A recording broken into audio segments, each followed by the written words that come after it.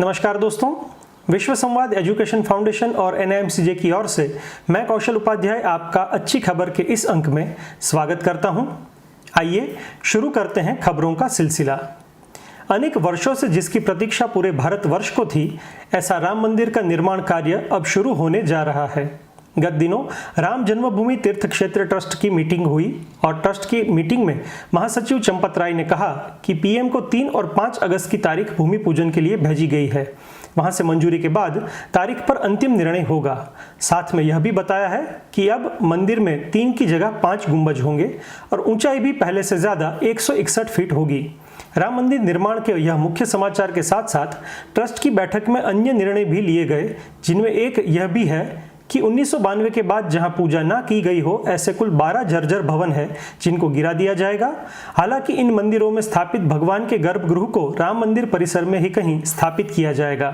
Trust की बैठक में शामिल महंत दिनेंद्र दास ने बताया, जन्मभूमि परिसर में रामलल्ला की जन्मभूमि के अलावा अनेक त्रेतायुगीन धरोहर है, जिनकी पुष्टि जीर्ण शीर्ण टीलों से होती है। साथ में शिलालेख से भी होती है, जो संवत 1902 में एडवर्ड तीर्थ विवेचना सभा की ओर से लगवाया गया था। यहाँ उल्लेखनीय है कि इस परिसर में कुबेर टीला के अलावा भगवान राम की लंका विजय में अहम भूमिका निभाने वाले वानर नल, नील व गवाक्ष के भी टीले हैं। इसके अतिरिक्त कोहबर भवन, राम खजाना, आनंद भवन, लेटे हनुमान मंदिर, सीता रसोई, विश्वामित्र आश्रम सहित अन्य प्राचीन भवन जिन्हें ध्वस्त करके परिसर में ही फिर से स्थापित किए जाएंगे। राम मंदिर ट्रस्ट की बैठक में मंदिर की ऊंचाई बढ़ाकर 161 फीट करने पर जब ट्रस्ट ने अपनी मोहर लगाई तो संत एवं धर्माचार्यों में खुशियों की लहर दौड़ गई। ट्रस्ट के इस निर्णय का स्वागत करते हुए इनका आभार जताया और कहा कि ट्रस्ट ने करोड़ों राम भक्तों की भावना का आदर करते हुए राम मंदिर की ऊंचाई बढ़ाकर अयोध्या की गरिमा के साथ न्याय किया है। तो मित्रों, इसके साथ राम मंदिर निर्माण की तैयारियों पर भी एक नजर कर लेते हैं। गत 3 दशकों से मंदिर निर्माण के लिए शिलाओं को तराशने का काम राम जन्मभूमि से 1.5 किलोमीटर दूर रामघाट स्थित न्यास कार्यशाला में चल रहा था। यहाँ ध्यानाकर्षक बात यह है कि कुल 1 लाख घनफीट शिलाओं को तराशने का काम अब तक 3 दशकों में हो चुका है और शेष शिलाओं को तराशने का काम अब मंदिर परिसर में ही समाप्त करने की योजना है।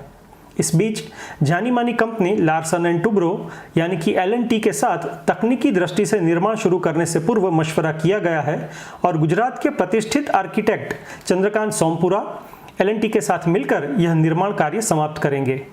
तराशे गए पत्थरों की सफाई का काम दिल्ली की एक कंपनी की देखरेख में हो रहा है। 3 मंजिला भव्य मंदिर के प्रस्तावित मॉडल में करीब 268 फीट की लंबाई और 140 फीट की चौड़ाई के साथ धरातल से शिखर की ऊंचाई 161 फीट करने का निर्णय लिया गया है। साथ ही आपको बताऊं कि मंदिर में 212 स्तंभ होंगे। यहाँ ट्रस्टी बैठक में महत्वपूर्ण निर्णय लिए गए, उसमें एक यह भी है कि अधिकतम 3.5 साल में मंदिर का निर्माण कार्य समाप्त किया जाएगा। यह मंदिर देश के करोड़ों श्रद्धालुओं की मदद से बनाया जाएगा और परिस्थितियों के सामान्य होने पर जनसंपर्क नीति भी बनाई जाएगी। कुल 100 करोड़ की लागत वाले इस प्रोजेक्ट में रामलल्ला के खाते में पहले से ही 12 करोड़ रुपए है और सुप्रीम कोर्ट का फैसला आने के बाद और 4 करोड़ खाते में दान स्वरूप जमा हुए हैं। राम जन्मभूमि की यह महत्वपूर्ण खबर के बाद आगे बढ़ते हैं अन्य समाचारों की ओर। चाइनीज ऐप जूम के भारतीय विकल्प खोजने के उद्देश्य से इलेक्ट्रॉनिक्स और सूचना प्रौद्योगिकी मंत्रालय द्वारा शुरू की गई एक वीडियो कॉन्फ्रेंसिंग समाधान चुनौती ने आश्चर्य की स्थिति पैदा कर दी है। इसमें कुल 2000 एप्लीकेशंस आई है और मंत्रालय की सूची में इसे बनाने के लिए चुनी गई शीर्ष 5 कंपनियां सभी स्टार्टअप है। स्वदेशी वीडियो कॉन्फ्रेंसिंग एप्लीकेशन विकसित करने के लिए सरकार की ओर से सहायता रूप में प्रत्येक को 20 लाख प्रदान किए जाएंगे। कई प्रस्तुतियों के बाद 5 स्टार्टअप को शॉर्टलिस्ट किया गया है, जिसमें हैदराबाद, जयपुर, अलप्पुझा की कंपनियां शामिल है। आगे बढ़ते हैं अगली खबर की ओर, जिसे कोरोना संकट काल में दुनिया भर की प्रमुख इकोनॉमी में विदेशी निवेश का टोटा रहता है, उस दौर में भी निवेशक भारतीय बाजार पर मेहरबान है। चीन के विस्तारवाद नीति के खिलाफ बनते माहौल का फायदा अब भारत को मिलता दिखने लगा है। साथ ही अमेरिका और भारत की व्यापारिक नजदीकियां भी बढ़ती दिख रही है। ऐसे में 3 महीने में भारत में $20 अरब के विदेशी निवेश की घोषणा की गई है, जिसमें गूगल, फेसबुक, वॉलमार्ट जैसी अमेरिकी कंपनियां शामिल है। और वाणिज्य एवं उद्योग मंत्रालय अनुसार 500 से अधिक विदेशी कंपनियां भारत में निवेश के लिए दिलचस्पी दिखाते हुए संपर्क में है। इस तरह कोरोना काल में 1.5 लाख करोड़ रुपए का विदेशी निवेश भारत में आया है। इस अच्छी खबर के साथ आगे बढ़ते हैं और अंतरिक्ष विज्ञान जगत से समाचार मिल रहे हैं कि धरती के पास से गुजरने जा रहा इस सदी का सबसे चमकदार कॉमेट यानी कि धूमकेतु नियोवाइज इन दिनों आकर्षण का केंद्र बना हुआ है। आपको बता दूं 14 जुलाई से यह धूमकेतु नग्न आंखों से भी दिखाई देगा। 23 जुलाई को यह पृथ्वी से सबसे करीब होगा। सूर्यास्त के बाद कुछ मिनटों के लिए इसे उत्तर पश्चिम में देखा जा सकता है और यह धूमकेतु दोबारा 6400 साल बाद फिर से देखने को मिल सकता है। इस अद्भुत खगोलीय घटना को हर एक एंगल से कैमरे में कैद करने हेतु एस्ट्रोनॉमिकल यूनिट ऑफ इंडिया ने राष्ट्रीय स्तर की फोटोग्राफी प्रतियोगिता घोषित की है और इसमें फोटो भेजने की अंतिम तिथि 5 अगस्त है। इस प्रतियोगिता के बारे में विस्तृत जानकारी इनकी वेबसाइट से भी प्राप्त हो सकती है। अगली खबर की ओर आगे बढ़ते हैं। क्रिकेट जगत से समाचार मिल रहे हैं कि महामारी के ब्रेक के बाद साउथ अफ्रीका में खिलाड़ी अब एक नए फॉर्मेट के साथ क्रिकेट में वापसी कर रहे हैं। दरअसल 3TC कहे जाने वाले इस नए फॉर्मेट में एक मैच में 3 टीम मैदान में उतरेगी, जहां एक टीम में 8 खिलाड़ी होंगे। कुल 36 ओवर के साथ इसमें हर एक टीम को 12-12 ओवर खेलने को मिलेंगे। कुल 2 हाफ में खेले जाने वाले इस गेम में हर एक हाफ में अलग अलग टीम की गेंदबाजी का सामना करना होता है। यहाँ 7वां खिलाड़ी आउट हो जाने के बाद भी 8वां खिलाड़ी अकेला बल्लेबाजी कर सकता है। एक गेंदबाज एक टीम को महत्तम 3 ओवर ही डाल सकता है। सबसे ज़्यादा रन बनाने वाली टीम को गोल्ड, उसके बाद सिल्वर और फिर ब्रॉन्ज मेडल दिया जाता है और अगर 2 टीमों का टोटल बराबर हो तो फिर सुपर ओवर के जरिए फैसला किया जाता है। इस नए फॉर्मेट में पूरे जोश के साथ खिलाड़ी फिर से मैदान में लौटे हैं। ये तो बात हुई उन खिलाड़ियों के जुस्से की जो खेल जगत में अपना स्थान बना चुके हैं, लेकिन अब बात करने जा रहे हैं एक ऐसे युवा खिलाड़ी की जो अभी प्रतियोगिताओं में धीरे धीरे लेकिन पूरे जोश के साथ अपने कदम रख रहा है। जी दोस्तों, मैं बात कर रहा हूँ दिल्ली के 16 साल के रियाज की। 9वीं कक्षा में पढ़ने वाले रियाज का परिवार दिल्ली की आनंद विहार की झुग्गियों में रहता है। मजदूरी करने वाले माँ बाप के इस बेटे को साइकिलिंग का शौक चढ़ा और पढ़ाई के साथ साथ साइकिलिंग की ट्रेनिंग ले सके, इसके लिए उसने ढाबे पर काम करना चालू कर दिया।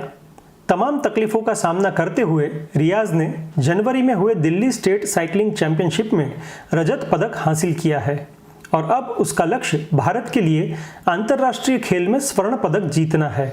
सच में सलाम है ढाबे पर जूठन धोते धोते दुनिया में चमकने की रियाज की जिद को। ऐसे ही युवाओं से हमारा भारत उज्जवल है। आगे बढ़ते हैं और खबर मिल रही है कि भारतीय महिला क्रिकेट टीम के बाएं हाथ की स्टार ओपनर स्मृति मंधाना को बर्थडे पर बीसीसीआई के अलावा अनेक दिग्गज हस्तियों ने बधाई दी है। इनमें युवराज सिंह के अलावा झूलन गोस्वामी, जेमिमा रॉड्रिग्स, पूनम यादव आदि शामिल है। हमारी ओर से भी स्मृति को अनेक अनेक शुभकामनाएं। और दूसरी ओर भारतीय महिला हॉकी टीम की अनुभवी गोलकीपर सविता का कहना है कि अगले साल टोक्यो में होने वाले ओलंपिक्स में भारतीय टीम इतिहास रच सकती है। दरअसल इस साल जुलाई में होने वाले ओलंपिक्स को कोरोना के चलते 1 साल तक स्थगित किया गया है। आने वाले साल 23 जून से इसकी शुरुआत फिर से होगी। सविता के इस जज्बे को पूरे भारतवर्ष का समर्थन है। पर्यावरण के समाचारों की ओर आगे बढ़ते हैं। ग्लोबल वार्मिंग की वजह से अनेक देशों ने पर्यावरणीय परिवर्तन महसूस किया है। ऐसे में स्विट्जरलैंड से समाचार मिल रहे हैं कि आल्प्स के सबसे पुराने ग्लेशियर को पिघलने से रोकने के लिए पहाड़ों पर थर्मल कंबल बिछाए जा रहे हैं। पिछले कुछ दशकों में ओजोन के स्तर में गिरावट की वजह से सूरज की पार बैंगनी किरणों की वजह से 12,000 फीट ऊंचे स्विच ग्लेशियर का पिघलना शुरू हो गया है। 2009 से इस ग्लेशियर को ढकने की वजह से बर्फ में पिघलने की दर में 70% की गिरावट दर्ज की गई है। अंत में रुख करते हैं फिल्मी जगत के समाचार की ओर। दर्शकों की पसंदीदा फिल्म भूल भुलैया के दूसरे भाग भूल भुलैया 2 का शूटिंग लॉकडाउन से पहले लखनऊ में शुरू हुआ था, लेकिन पिछले 4 महीने से यह शूटिंग रुका हुआ है। इस दौरान इस फिल्म के निर्देशक अनीस बज़मी का कहना है कि इस परिस्थितियों में शूटिंग शुरू करना मुश्किल है, लेकिन जब भी निर्माता फिल्म शूटिंग शुरू करने का निर्णय लेंगे तब हम फिर से लखनऊ में ही शूटिंग शुरू करेंगे। मुंबई में वैसे भी हालात बहुत ज़्यादा खराब है, तो मुंबई में सेट लगाकर शूटिंग शुरू करने के बजाय लखनऊ में ही शूटिंग शुरू किया जाएगा। चलिए, आपका शूटिंग जल्द ही शुरू हो और आप फिर से लोगों को पेट पकड़कर हंसाएं, ऐसी शुभकामनाएं। तो दोस्तों, अच्छी खबर का यह अंक हम यहीं समाप्त करते हैं। आगे आने वाले अंक में हमारे सहयोगी छात्रों के साथ हम आपसे फिर से जुड़ेंगे। तब तक महामारी से बचिए, घर में रहें, स्वस्थ रहें। नमस्कार।